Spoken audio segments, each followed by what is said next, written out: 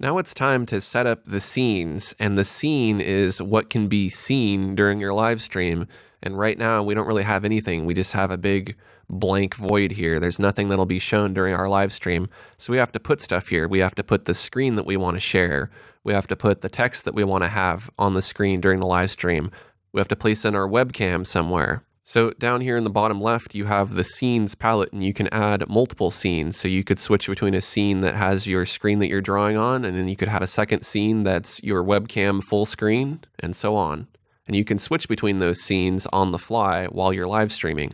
Next to scenes, you have sources, and sources are the individual pieces of content or the elements that make up your scene. So within my scene, one of my sources could be my screen capture, another source could be my webcam, and another source could be my logo. So let's go ahead and create a new scene by clicking on the plus icon, and I'm going to call this art stream. That's going to be the name of this scene.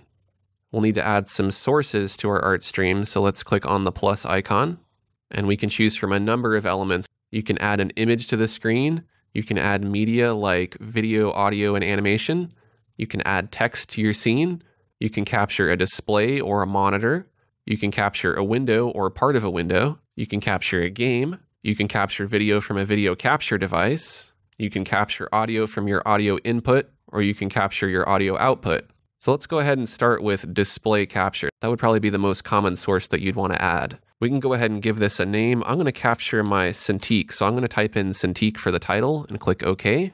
And then all of a sudden we're getting this weird tunneling into infinity effect. And what this is doing is this is showing you the screen, capturing the screen, capturing the screen, capturing the screen on into infinity. This is called a feedback loop. So this is why it's good to have more than one screen. And if this is getting really confusing for you and you don't like seeing this feedback loop, you can right click on your screen and you can uncheck enable preview. So now it's not going to show you that preview anymore. You can also right click on it again and choose enable preview. If you want to edit a source, you can click on the gear or you can double click on the source. I'm going to click down here on display and I can switch between my multiple monitors. Display 0 would be my Cintiq. I could also switch it to my other display, which is showing Corel Painter. I'm going to go ahead and leave this on this display.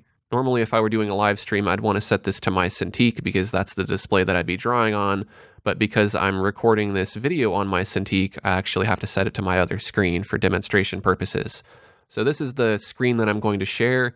I want to share the entire screen. I'll click on OK. Now this works for sharing an entire screen, but what if you just want to share part of the screen? You can do a couple different things. In our composition preview up here, you can see that I have this red box surrounding the screen capture that I just added as an element, and I can drag the corners of this to resize it. I can move it around if I want to reposition it, and I can hold Alt and I can drag to crop it. So let's say maybe I want to crop off this extra stuff up here. I can do that. And then I can take it and I can move it up to the top. And then I have some room down here at the bottom if I wanted to add my website or my logo or something like that. There may be some cases where your content is getting cut off and you may need to go ahead and reposition it. For example, my layers palette is getting a little bit cut off near the bottom here. So what I'd want to do is go to my screen that I'm capturing and maybe condense things down a little bit, shrink that down, and then now I can see the bottom of the layers palette. So you may need to move these windows around a little bit within your capture. The other way to capture just part of a window is to add a source and then choose window capture rather than display capture. I'll go ahead and just call this a window. And then what it's capturing now is the window that I have selected, which is my Camtasia recorder, which I'm using to record right now. But you could choose anything else that's currently open. I'll go ahead and click OK.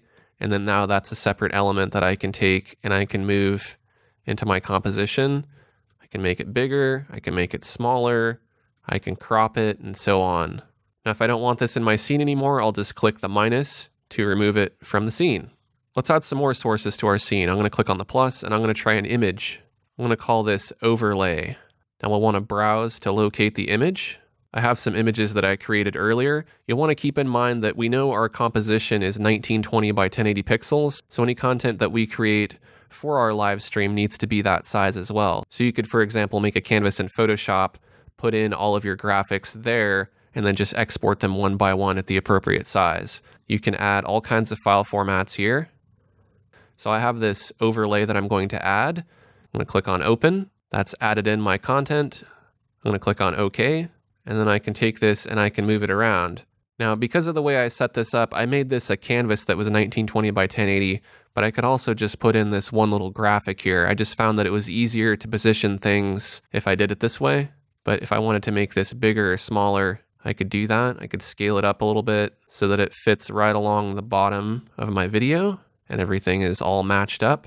You can see some examples of what you would do with these image overlays. You could have your logo or your website or your Facebook and Patreon and YouTube addresses and everything like that. That way, when people watch the live stream, they have an idea of who they're watching, and it'll help answer some commonly asked questions, because during your live streams, people will ask you who you are, how do they find your videos, what tablet you're using, what software you're using. So if you can put all that on the screen, it's easier just to point to it and say, you can go to my website down here, aaronrutten.com. Let's go ahead and add another source. Let's add a webcam.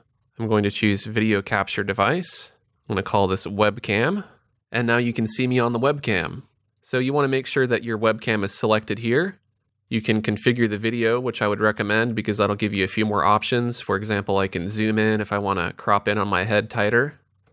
I can move the camera up and down, left and right. I have a few options on this particular camera to focus on my face. I can also adjust the focus manually. I can go to advanced settings and I can play with automatic lighting adjustments, or I can lighten and darken this myself. I can make it brighter if I need to make it brighter, or darker if I need to make it darker. You also might want to flip the view of yourself by clicking on mirrored. That way you're kind of looking in a mirror and it makes it easier and you don't have to try to remember that everything's backwards. So I'm going to go ahead and click on save if I'm happy with these settings. Let's go ahead and click on OK.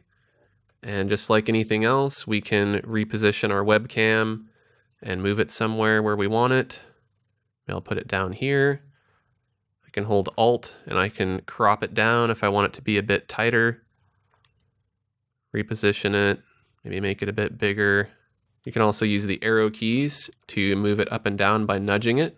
Now you may get into some situations where things overlap each other and something disappears, or you can't grab a particular object that you want to grab. Like right now I'm trying to click on the webcam, but it's only grabbing the background. So what I want to do is select this image overlay, which is kind of interfering with everything, and I want to right click on it. I want to choose order, move to bottom. That's going to move it down to the bottom of the order of everything else. That way it's not on top of anything. And then now the webcam is on top of or in front of that overlay. So for instance, I could take the webcam and right click on it and I could go to order, move to bottom, and all of a sudden you can't see it anymore because now the webcam is behind. If I right click on it again and I go to order, move to top, now it's in front. So that's one particular scene. Let's just really quickly set up a second scene. I'm going to go ahead and click on the plus button. I'll call this full screen. Let's go ahead and add a source. I'm going to add a video capture device. I'm going to add the existing webcam. I'm going to make that bigger.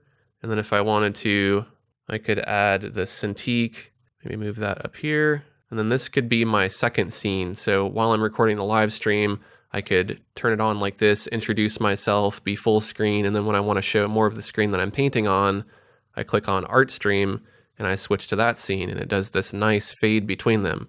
So I could be drawing, doing my thing, and then if I want to talk again and talking to the camera and have my head be bigger, I click back on full screen, and there I am full screen. Another idea for scene is you could have a title screen that fades away as your live stream starts. So this is a really cool feature. And again, I just want to mention that you can go up here to scene collection and you can create collections of scenes. So for instance, I could call this custom, and then I could add a bunch of scenes to this, and then I can have collections of scenes. So maybe I have different kinds of live stream formats, different shows, and I want them to have their own collections of scenes. This is a good way to keep those organized. So I'm going to go back to Untitled. That was the one that I set up here. And now that we have our scene set up, we can go ahead and start setting up the recording process. So now we're ready to start setting up the recording. I'm going to go ahead and set the master levels for the audio, and that's down here in the middle of the bottom of the screen.